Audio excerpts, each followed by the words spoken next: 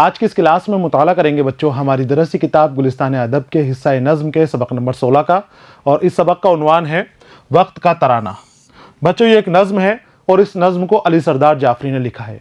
ये नज़्म अली सरदार जाफरी की तवील नज़्म नई दुनिया को सलाम की चौथी तस्वीर से अखज़ की गई है, यहाँ सबक के तौर पर इस्तेमाल की गई है। इस सबक को मैंने 4 हिस्सों में तकसीम किया है। पहले हिस्से में हमने अली सरदार जाफरी की ज़िंदगानी के हवाले से, तर्ज तहरीर के हवाले से और खुसूसियात कलाम के हवाले से मुख्तसर मालूमात हासिल की है। दूसरे हिस्से के अंदर हमने नज़्म का मुताला किया है। नज़्म को मैंने 2 हिस्सों में तकसीम कर रखा है। 10 बंद यहाँ पर इस नज़्म के दिए गए हैं आपके लिए, सबक के लिए। 5 बंद हम दूसरे हिस्से में मुताला कर चुके हैं 5 बंदों का। यहाँ आगे के हिस्से के आगे के 5 बंदों का हम मुताला करेंगे और इसके बाद जो चौथा हिस्सा होगा वो इस नज़्म से मुतालिक दरसी किताब में दिए गए सवाल और जवाब के ऊपर मुनहसिर होगा। तो हम शुरू करते हैं सबक का तीसरा हिस्सा, जहाँ आगे के 5 बंद हैं नज़्म के, और ये शुरू होते हैं कारखानों के आहनी दिल से। इस हिस्से का उन्वान भी है कारखाने के आहनी दिल से। और बच्चों ये नज़्म जैसे कि मैंने आपको बताया था, अंग्रेज़ साम्राज्य के ख़िलाफ़ बगावत का ऐलान करती है। अली सरदार जाफरी इश्तराकियत के हामी थे, अंग्रेज़ों के ख़िलाफ़ थे। आज़ादी की जंग में आपने सरगर्मियों के साथ हिस्सा लिया, सियासत में आपने सरगर्मियों में हिस्सा लिया, और इस नज़्म के ज़रिए आपने अंग्रेज़ों के ख़िलाफ़ बगावत का ऐलान किया है। ये एक अलामती नज़्म है। इसमें किरदार आपने पेश किए हैं जावेद का, मरियम का, नामायबर का और फिरंगी का किरदार है। जावेद और मरियम मज़लूम आवाम की नुमाइंदगी करती है। हिंदुस्तान के आम लोग किस तरह से जुल्म और सितम के शिकार हुए हैं, अंग्रेज़ों ने उनको दबाया था, परेशान किया था, तरह तरह से सताया गया था।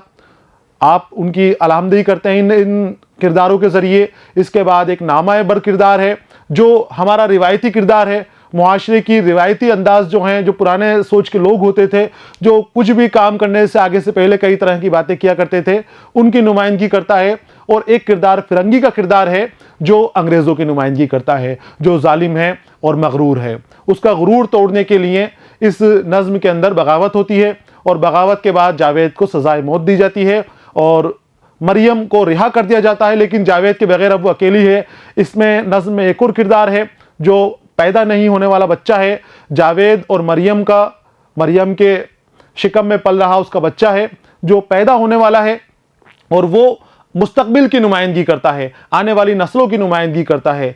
उसके रोशन मुस्तकबिल के लिए दोनों मिलकर कोशिश करते हैं, जद्दोजहद करते हैं, और हिंदुस्तान को बादशाही हुकूमत से, सल्तनत से आज़ाद कराने के लिए जुस्तजू करते हैं। इस नज़्म को कई हिस्सों में तकसीम किया गया है। 8 हिस्से इस नज़्म के अली सरदार जाफरी ने पेश किए हैं। तवील नज़्म है काफ़ी, और 8 हिस्सों में से पहले हिस्से को हरफ अव्वल का उन्वान दिया गया है और आखिरी हिस्से को हरफ आखिर का उन्वान दिया गया है। बीच के जो हिस्से हैं, दूसरा, तीसरा, चौथा, इन्हें दूसरी तस्वीर, तीसरी तस्वीर, चौथी तस्वीर, 5वीं तस्वीर के उन्वान के साथ किताब में पेश किया गया है।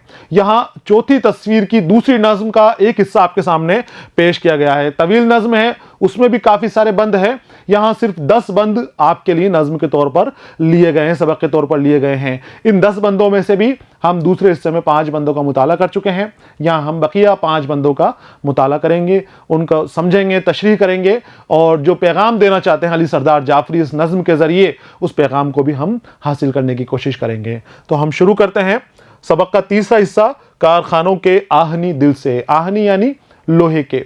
कारखानों का लोहे का दिल होता है, जहां लोहे की चीज़ें तैयार होती हैं, मजदूर लोहे के साथ काम करते हैं। वहां से भी अंग्रेज़ों के खिलाफ बगावत के सुर उठने लगे थे। इससे पहले जो बंद थे, उन बंदों के अंदर बगावत उठने का ऐलान किया जा रहा है कि अब अंग्रेज़ अपना जुल्म और सितम ख़त्म करके यहाँ से जाने की तैयारी के अंदर हैं।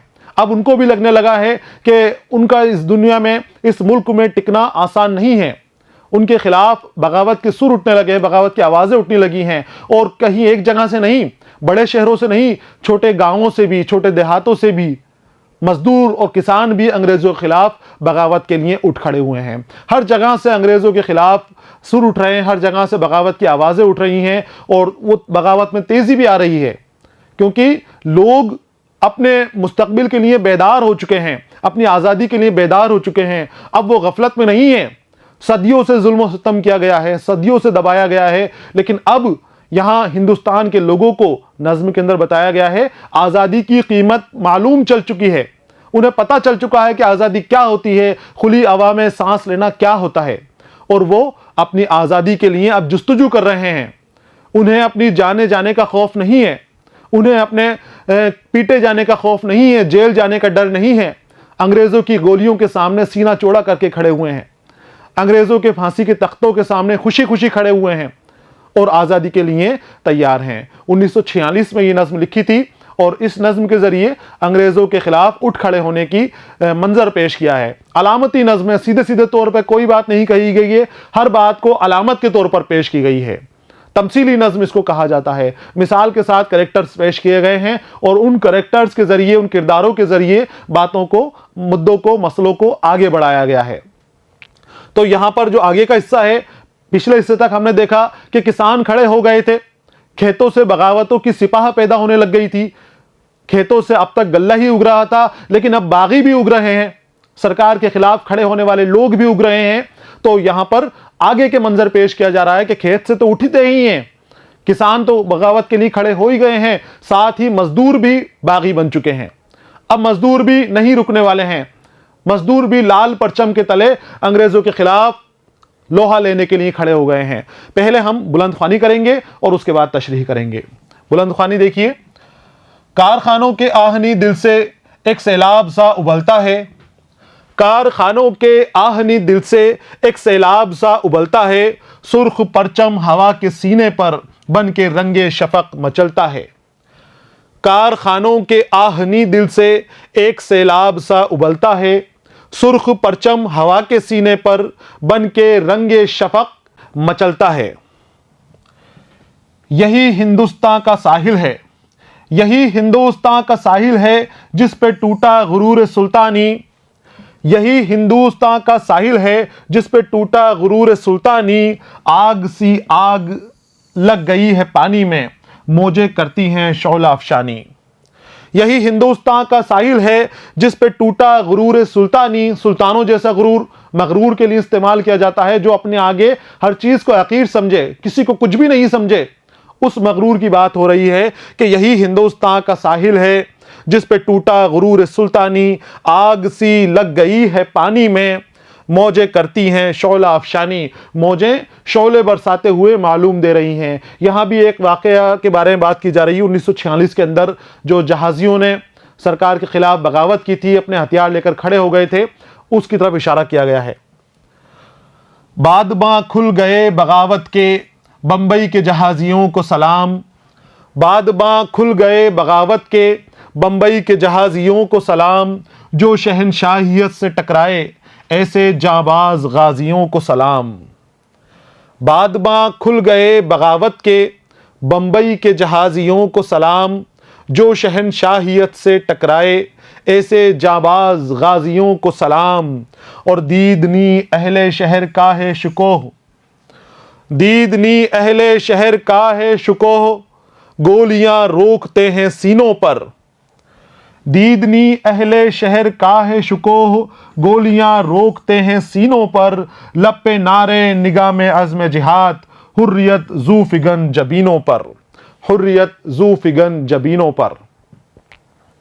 हर सड़क पर समंदरों का उबाल, हर सड़क पर समंदरों का उबाल, हर गली में है जोशे तूफानी, हर सड़क पर समंदरों का उबाल, हर गली में है जोशे तूफानी, गर्क कर देगी बादशाही को आदमी के लहू की तुग़यानी।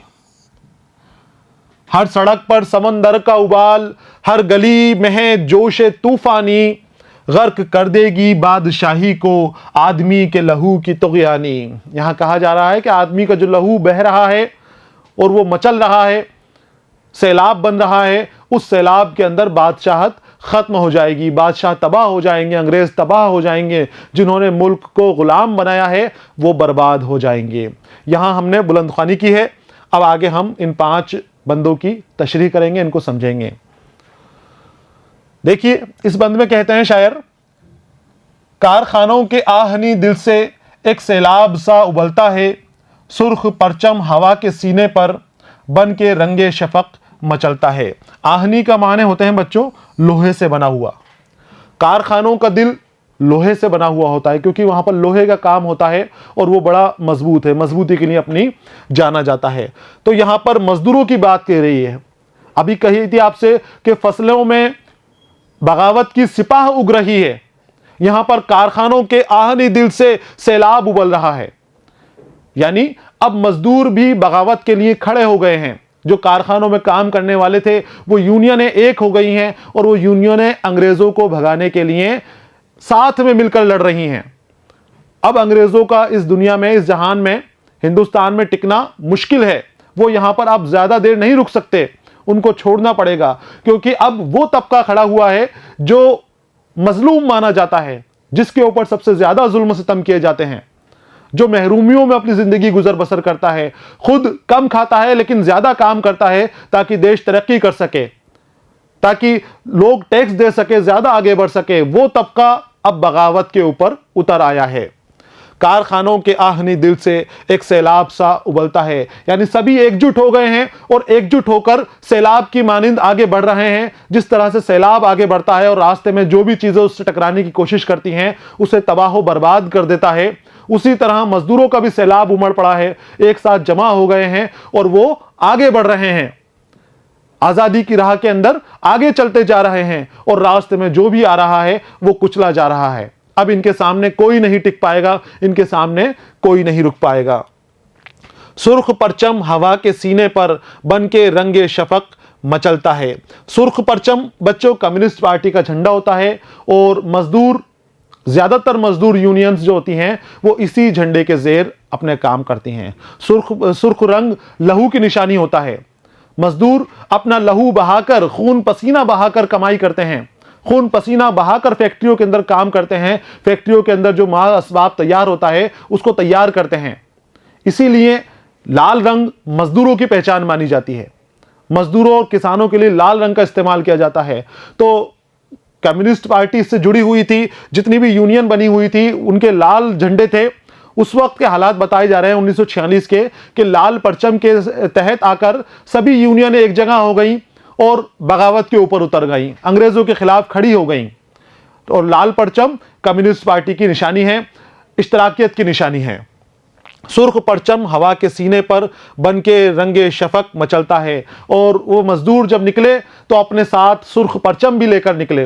वो सुर्ख परचम इतनी बड़ी तादाद में थे कि वो ऐसा लग रहा था कि जैसे आसमान का रंग नीला नहीं अब सुर्ख हो गया हो। वो हवा में लहराते हुए परचमों को निकल रहे थे, तो आसमान का रंग भी नीले रंग से, नीलगो रंग से, और वो सुर्ख नजर आ रहा था। तो लाल परचम के बारे में यहां पर बताया गया है, इसको भी आप गौरव के साथ देख लें। सुर्ख परचम हवा के सीने पर बन के रंगे शफक मचलता है। तशरीह देखें इस बंद की। इस बंद में शायर मजदूरों के जोश और आज़ादी के जज्बे को बयान करते हुए कहते हैं कि जिस तरह से किसान बगावत के लिए तैयार हैं, उसी तरह से कारखानों के मजदूर भी बगावत के लिए तैयार हैं। वो मजदूर सुर्ख परचम के तले अपने हकूक की आवाज़ बुलंद कर रहे हैं और बगावत का ऐलान कर रहे हैं। कम्युनिस्ट पार्टी से जुड़ी हुई यूनियनें वो सब एक हो गई थी 1946 के दौर में, और अपने ऊपर होने वाले जुल्मों के लिए शुरू में वो भूख हड़ताल के ऊपर आए थे, लेकिन जैसे जैसे उनको सताया गया, परेशान किया गया, उनका तहरीक मजबूत होती गई और वो मजबूती से हुकूमत के खिलाफ खड़े होते गए। और फिर बहुत सारे मामलात अंदर आए, बहुत सारे सामने चीज़ें पेश आई, जिसके बाद हमारा मुल्क आज़ाद हुआ।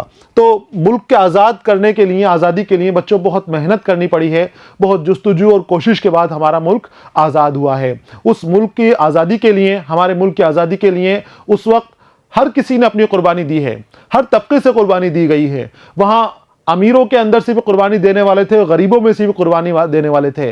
जो फैक्ट्रियों के मालिक थे उन्होंने भी कुर्बानी दी है, आज़ादी की लड़ाई के अंदर बढ़ चढ़कर हिस्सा लिया है। फैक्ट्रियों के मालिक, बड़े बड़े घरों के मालिक चाहते तो आराम कर सकते थे, उनको कोई दुख नहीं था, अंग्रेज उनके ऊपर जुल्म नहीं करते थे, वो तो खूब पैसे और धन दौलत और शोहरत के मालिक थे, चाहते तो आराम कर सकते थे। लेकिन अपने मुल्क को गुलामी में देखना उन्होंने बिल्कुल भी कबूल नहीं किया। वो अपनी धन दौलत जायदाद छोड़कर, अपने आराम छोड़कर, अपने नर्म बिस्तर छोड़कर, नर्म गद्दे छोड़कर वो कांटों वाले रास्ते के ऊपर निकल पड़े।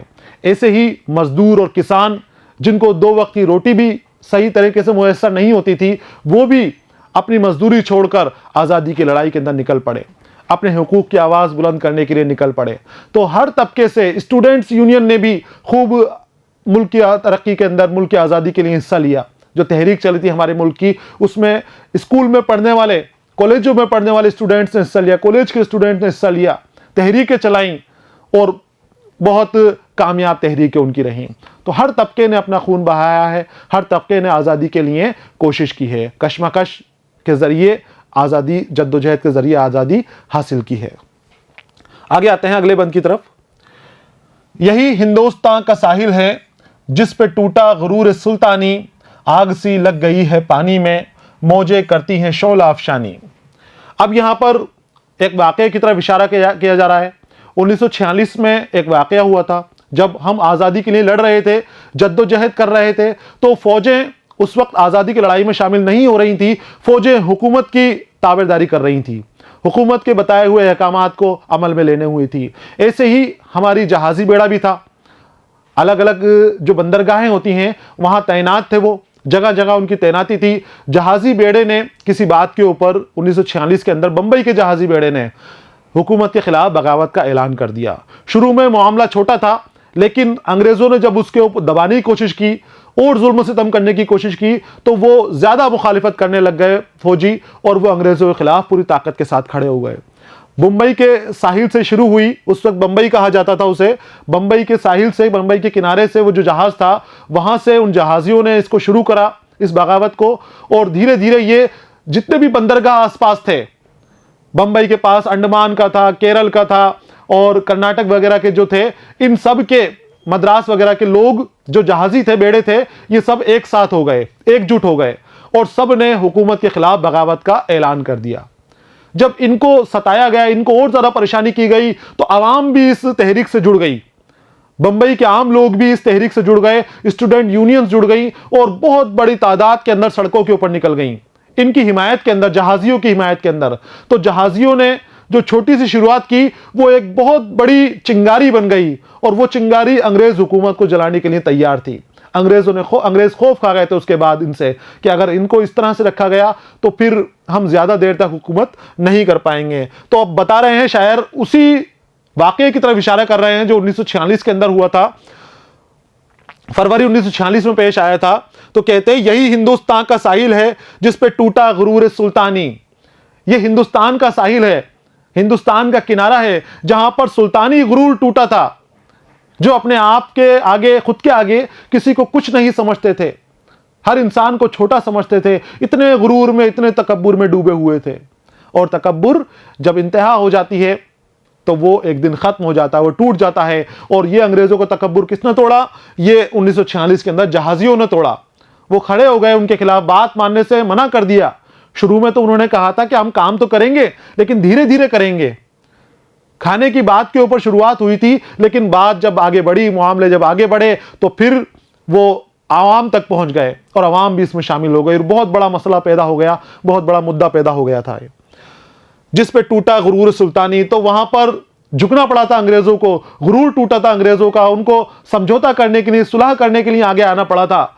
जो बड़े ऑफिसर थे अंग्रेज, उन्होंने फौजियों की सारी बातें मानी थी कि तुम जैसे कहोगे वैसा कर लेंगे, बगावत बंद कर दो, तुम ये इस तरह से खड़े होना बंद कर दो, हमारे हुक्म की खिलाफी करना बंद कर दो, हुक्म अदूली करना बंद कर दो, और जैसा तुम चाहते हो, जो तुम कहोगे, यानी जिन जिन मुद्दों के ऊपर ही बगावत शुरू की गई थी उन सब मुद्दों को मान लिया गया। तो यहां कहा गया शायर ने कि यही हिंदुस्तान का साहिल है जिस पे टूटा गुरूर सुल्तानी। गुरूर सुल्तानी, सुल्तानों जैसा गुरूर जो अपने आगे किसी को कुछ नहीं समझे, वो गुरूर सुल्तानी कहा जाता है। तो गुरूर सुल्तानी भी हिंदुस्तान के साहिल के ऊपर टूट चुका था। आग सी लग गई है पानी में, मौजें करती हैं शोला अफशानी। अब चूंकि ये जहाजियों ने शुरू किया था ये बगावत, इसकी शुरुआत जहाजियों ने की थी, तो जहाज पानी के ऊपर चलते हैं तो ये कहते हैं कि पानी में जिस तरह से आग लगती है और गर्मी पैदा हो जाती है, शोले पैदा होते हैं, ये एहसास हो रहा था जहाजियों का जोश और जज्बा देखकर, उनके वलवले देखकर कि जैसे पानी के अंदर आग लग गई हो। तो आग सी लग गई है पानी में, पानी से बगावत शुरू हुई थी और मौजें करती हैं शोला अफशानी। और जो पानी में मौजें पैदा होती हैं, जो लहरें पैदा होती हैं, वो शोले बरसाते हुए नजर आती हैं। अफशानी, बरसाना, और शोले आग के टुकड़े, अंगारे जलते हुए। वो मौजें जो चलती थी तो ऐसा लग रहा था जैसे शोले बरस रहे हैं, क्योंकि उसका असर अब वहीं तक महदूद नहीं था। उस पानी की आग जमीन के ऊपर भी आ गई थी। बंबई के अंदर हजारों लोग सड़कों पर आ गए थे, आवाम सड़कों पर आ गई थी। उसमें मैंने बताया आपको कि जो यूनियनें थी, मजदूरों की यूनियन भी साथ हो गई, कम्युनिस्ट पार्टी के साथ जो यूनियन थे वो भी साथ हो गई, कांग्रेस भी इसमें शामिल हो गई, और साथ ही और जो दूसरे स्टूडेंट्स वगैरह थे वो बहुत बड़ी तादाद के अंदर बगैर किसी यूनियन के, बगैर किसी इत्तेहाद के, खुद ब खुद उनके साथ देने के लिए, उनके साथ खड़े होने के लिए आ गए और साथ दिया, बाकायदा साथ दिया। तो मौजें जलती सी महसूस होने लगी, मौजें शोला बरसाती हुई सी महसूस होने लगी। तशरीह देखें इसकी। इस बंद में अली सरदार जाफरी 1946 ईस्वी में हिंदुस्तान की बहरिया फौज की खिलाफत का जिक्र कर रहे हैं। वो फौज जो है बहरिया फौज थी, हमारी जहाजी बेड़ा था, वो अंग्रेजों के मातहत आता था, अंग्रेजों का था वो उस वक्त जो भी था, लेकिन उसमें जो सिपाही थे, जो फौजी थे, वो हिंदुस्तानी थे, और हिंदुस्तानी का दिल हिंदुस्तानी के लिए धड़कता है। उनके दर्द के अंदर दर्द बांटने की कोशिश किया जाता है, एक दूसरे के मदद करने की, काम आने की कोशिश की जाती है, और यही काम जहाजियों ने भी किया। उनके मालिक तो अंग्रेज थे, लेकिन उन्होंने काम आगे चलकर इस वक्त हिंदुस्तान के जो हक में जो चीज थी वही करी आपने, हिंदुस्तान को आगे बढ़ाने की कोशिश की, हिंदुस्तान को आजाद कराने की कोशिश की। वो कहते हैं कि हिंदुस्तान का साहिल है जिस पर अंग्रेजों का गुरूर टूटा था। हिंदुस्तान के तमाम बंदरगाहों पर अंग्रेजों के खिलाफ बगावत की आग फैल गई थी। तो शुरू हुआ था बंबई से, बंबई के जहाजियों ने शुरू किया था, लेकिन जो और भी बंदरगाह हैं, जैसे जैसे वहां पैगाम पहुंचते गए, उनको मालूम होता गया कि भाई वहां पर बंबई के अंदर बगावत कर दी गई है, वहां जहाजियों को सताया जा रहा था। तो जो बंबई के जहाजियों के साथ किया जा रहा था वही हर बेड़े के साथ किया जा रहा था, हर बंदरगाह के फौजियों के साथ वही सलूक किया जा रहा था, लेकिन सब खामोश थे। लेकिन जब पता चल गया कि बंबई के जहाजियों ने बगावत कर दी है, तो जो दूसरी बंदरगाहें थी आसपास की, वो भी इस बगावत में शरीक हो गई, उन्होंने भी बगावत का ऐलान कर दिया। तो धीरे धीरे करते करते तमाम बंदरगाहें हिंदुस्तान की जितनी भी हैं, बहरियाई फौजों ने, सब ने इनकलाब के लिए आवाज बुलंद कर दी। बगावत के इस आग ने हिंदुस्तान की आवाम की आज़ादी की ख्वाहिश को और ज़्यादा तेज़ी दे दी थी। इससे आवाम को हौसला मिला, आवाम को ताकत मिली कि अब हम अकेले नहीं हैं। जो आज़ादी की तहरीक के लिए लड़ रहे थे, आज़ादी के मतवाले खड़े हुए थे, अपनी जानें देने के लिए तैयार थे, पहले खुद लड़ रहे थे, अकेले लड़ रहे थे, लेकिन अब उनको डबल जोश पैदा हो गया था उनके अंदर। उनको हिम्मत मिल गई कि पीछे हमारे फौजी भी हैं, अब हम अकेले नहीं हैं, हमारे सिपाही भी हमारे साथ हैं, हमारी फौजें हमारे साथ खड़ी हुई हैं, वो अगर कभी मुश्किल वक्त आएगा तो हमारा साथ देंगी। तो इससे उनको आगे बढ़ने का जज्बा मिला, आगे बढ़ने की तरकीब मिली, और उन्होंने अपनी आज़ादी की लड़ाई को और तेज कर दिया। आगे आते हैं, यहां भी उसी वाकये की तरफ की वजह से बात की जा रही है, उसी वाकये की तरफ का जिक्र किया जा रहा है। देखिए, बाद बां खुल गए बगावत के, बंबई के जहाजियों को सलाम, जो शहनशाहियत से टकराए ऐसे जाबाज गाजियों को सलाम। बादमा, नाव के ऊपर जो एक पर्दा होता है, जो हवा के रुख से नाव की रुख तय करता है, जिससे नाव चलती है, वो लटके हुए पर्दे को, मोटे कपड़े के पर्दे को बादमा कहा जाता है। तो बादमा खुल गए बगावत के, वो जहाजों के ऊपर जो बादमा लगे हुए थे वो बादमा खुले, लेकिन ये कहते हैं कि इससे बगावत के पर्दे खुल गए हैं, अब बगावत की तैयारी हो गई है। जहाजियों ने वो काम कर दिखाया है कि अवाम में हिम्मत आ गई है, अब अवाम अंग्रेजों के खिलाफ खड़े होने में डर नहीं रही है, वो आंखें दिखा रही है अंग्रेजों को, जगह जगह अंग्रेजों को खिलाफ, अंग्रेजों को मजम्मत का सामना करना पड़ रहा है, अंग्रेज पीछे हट रहे हैं, जगह जगह से उनको पीछे हटना पड़ रहा है। लेकिन शुरुआत इन्होंने करी थी, फौजियों ने की थी। तो बाद बा खुल गए बगावत के, बंबई के जहाजियों को सलाम। यहां पर बंबई के जहाजियों को सलाम पेश कर रहे हैं कि बंबई के जहाजियों, तुम्हें सलाम कि तुमने शुरुआत कर दी, अब जो तुमने शुरुआत की है इसको आगे लेकर जाना है, और आवाम और आज़ादी के अंदर तहरीक में जो हिस्सा ले रहे थे, सरगर्मियां में जो हिस्सा ले रहे थे, वो इस तहरीक को आगे लेकर जाएंगे और मुल्क को आज़ाद कराकर ही छोड़ेंगे। जो शहनशाहियत से टकराए ऐसे जाबाज गाजियों को सलाम। और गाजी जंग में लड़ने वाले के लिए, जिहाद में करने वाले के लिए गाजी का इस्तेमाल किया जाता है। तो जो शहनशाहियत से टकराए, पता है उनको कि अगर हमारी बगावत फेल हो गई तो हमें कत्ल कर दिया जाएगा, हमें फांसी पर लटका दिया जाएगा, जानें ले ली जाएंगी, हमारी नौकरी हमसे छीन ली जाएगी, सजाएं दी जाएंगी तरह तरह की। शहनशाह के खिलाफ बगावत करना है, लेकिन मुल्क के आज़ादी के लिए उन्होंने एक पल भी फिक्र नहीं की, एक पल भी नहीं सोचा और शहनशाहियत से टकरा गए। इसीलिए उनको गाजी कहा जा रहा है कि शहनशाहियत से टकरा गए ऐसे जाबाज, जान पर खेलने वाले, जाबाज जान पर खेलने वाले गाजियों को सलाम। तो उन जहाजियों को सलाम और उन गाजियों को सलाम। काफिये मैं आपको कई बार बता चुका हूं, काफियों की आपको पहचान कर लेनी है। जहाजी गाजी को सलाम रदीफ है और जहाजियों और गाजियों ये काफिया है। तो ऐसे जाबाज गाजियों को सलाम पेश कर रहे हैं शायर, उनकी अजमत बढ़ा रहे हैं, उनकी तौकीर कर रहे हैं कि इन्हीं की वजह से जंग आज़ादी को तेज़ी मिली थी और बहुत तेज़ी के साथ फिर अंग्रेज़ों को बहुत जल्दी 1947 में वो यहाँ से चले गए थे। ये जो जहाजियों की बगावत हुई थी, ये बगावत 1946 के अंदर हुई थी और इसके बाद माहौल ऐसा बनता गया कि अंग्रेज़ों का यहाँ रहना दुश्वार हो गया। तशरीह देखिए इसकी। नज्म के इस बंद में भी शायर सन 1946 में हुई हिंदुस्तान की बहरिया फौज की बगावत की ओर इशारा करते हुए कहते हैं कि इस बगावत से अवाम की आज़ादी की उम्मीद को पर लग गए थे। वो बगावत शुरू करने वाले बंबई के जहाजियों को शहनशाहियत के खिलाफ उठने के लिए सलाम करते हैं। अली सरदार जाफरी जाबाज गाजियों को सलाम करते हैं, क्योंकि इसके बाद से आज़ादी की लड़ाई हमारी तेज हो गई थी। अब फिर आमने सामने की लड़ाई शुरू हो गई थी। तो इसकी तशरीह आपको लिख लेनी है बच्चों। आगे आते हैं अगले बंद की तरफ। दीदनी अहले शहर का है शुकोह, गोलियां रोकते हैं सीनों पर, और लब पे नारे निगाह में अज़्म है, लब पे नारे निगाह में अज़्म है, हुर्रियत ज़ू फिगन जबीनों पर। अज़्म यानी पक्का इरादा, और हुर्रियत आज़ादी, ज़ू फिगन रोशनी बिखेरने वाला। ज़ू यानी रोशनी होता है और फिगन यानी बिखेरना होता है। कहते हैं यहां पर दीदनी अहले शहर का है शुको, गोलियां रोकते हैं सीनों पर।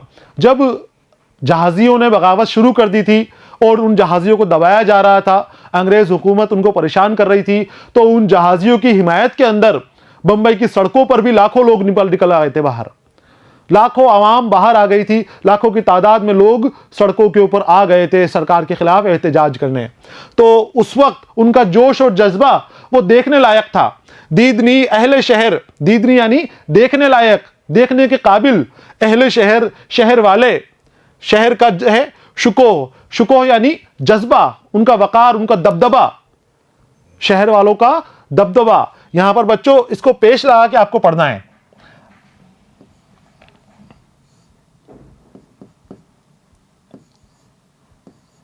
यहां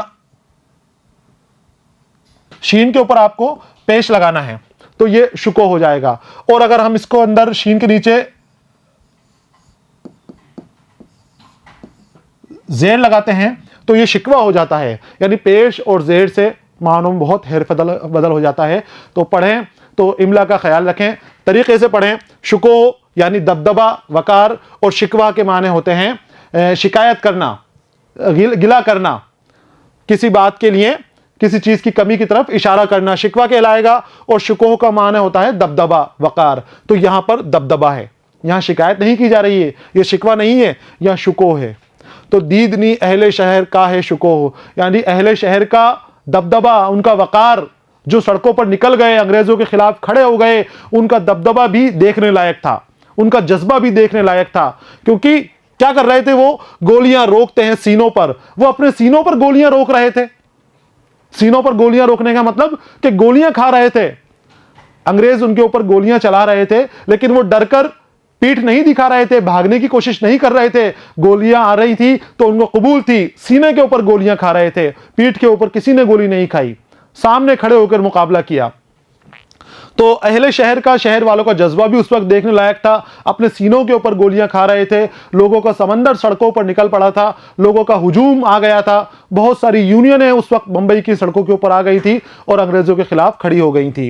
लब पे नारे, निगाह में अज़्म जिहाद। अब वो लोग क्यों आ गए थे?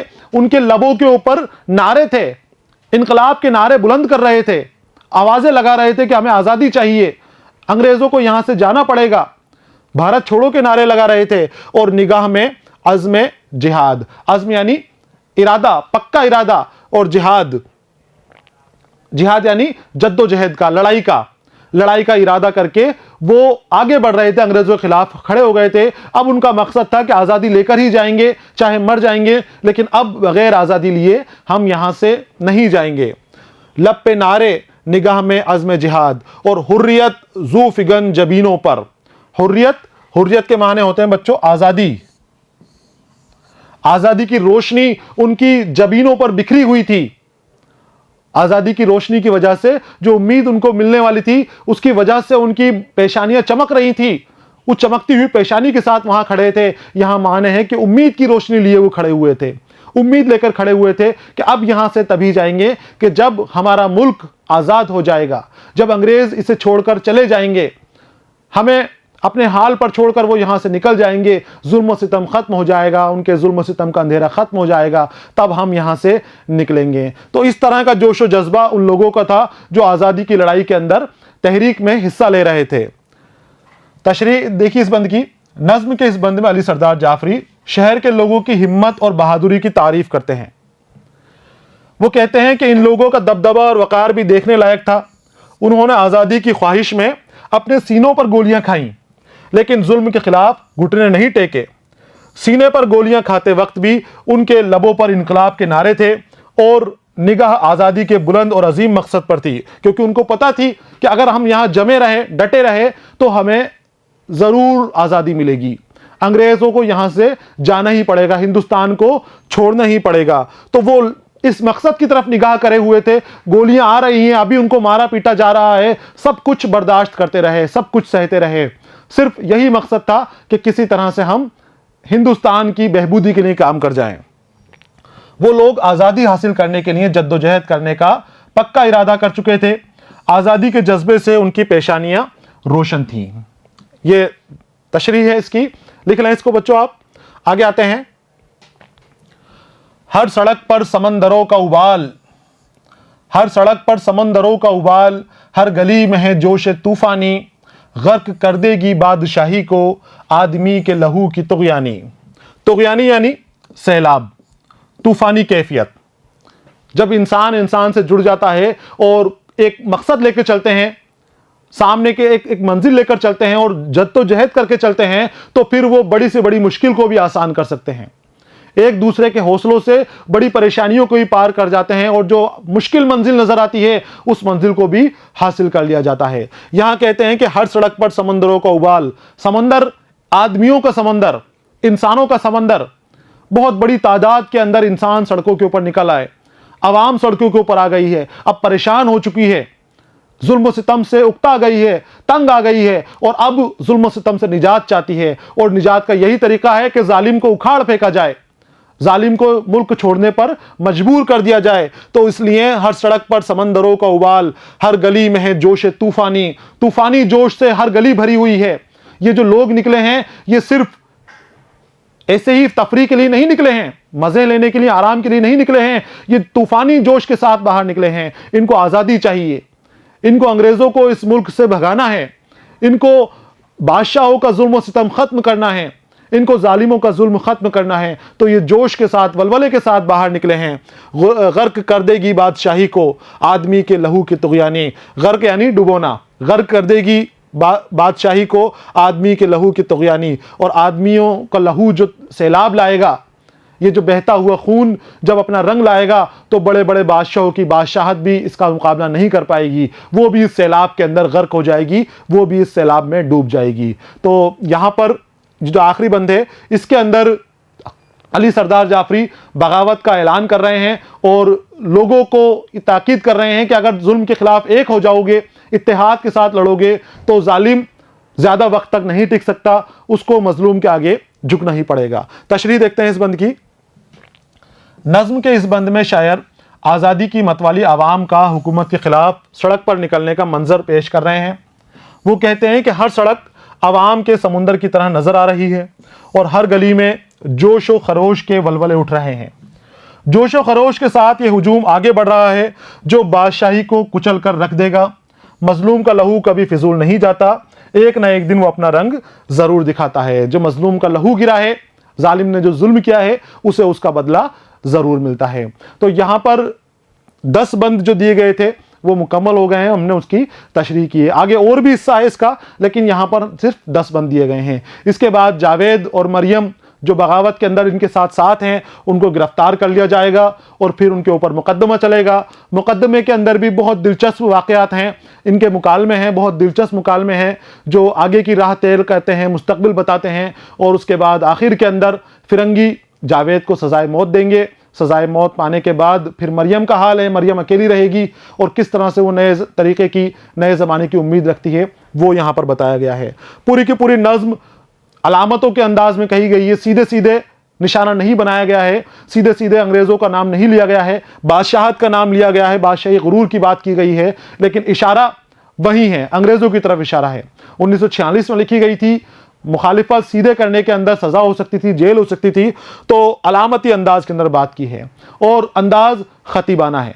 जिस तरह अल्लामा इकबाल का अंदाज खतीबाना होता है, खिताब करते हुए बात करते हैं, कौम के नौजवानों से खिताब करते हैं, यहाँ भी आपने खिताब किया है और बताया है कि किस तरह से आज़ादी हासिल की जा सकती है, किस तरह से जालिम के जुल्म को ख़त्म किया जा सकता है। यानी बगावत के बना खड़े हुए बिना जालिम को नहीं भगाया जा सकता और हुकूमत के खिलाफ, अंग्रेज साम्राज्य को बर्बाद करने के खिलाफ हर तबके को उठना पड़ेगा, हर तबका उठेगा तभी अंग्रेज़ों को मुल्क को छोड़ना पड़ेगा। और पूरी तफसील इस नज़्म के अंदर बयान की गई है। यहाँ जो 5 बंद आखिर के थे तीसरे हिस्से के अंदर, वो हमने मुकम्मल कर लिए हैं, उनका मुताला किया है, तशरीह की है, समझा है कि इस बंद में अली सरदार जाफरी क्या कहना चाहते हैं। अगले हिस्से के अंदर हम इस नज़्म से मुतालिक दरसी किताब में दिए गए सवाल व जवाब के साथ फिर आपके सामने पेश रहेंगे। तब तक के लिए इजाज़त दीजिए, अलविदा।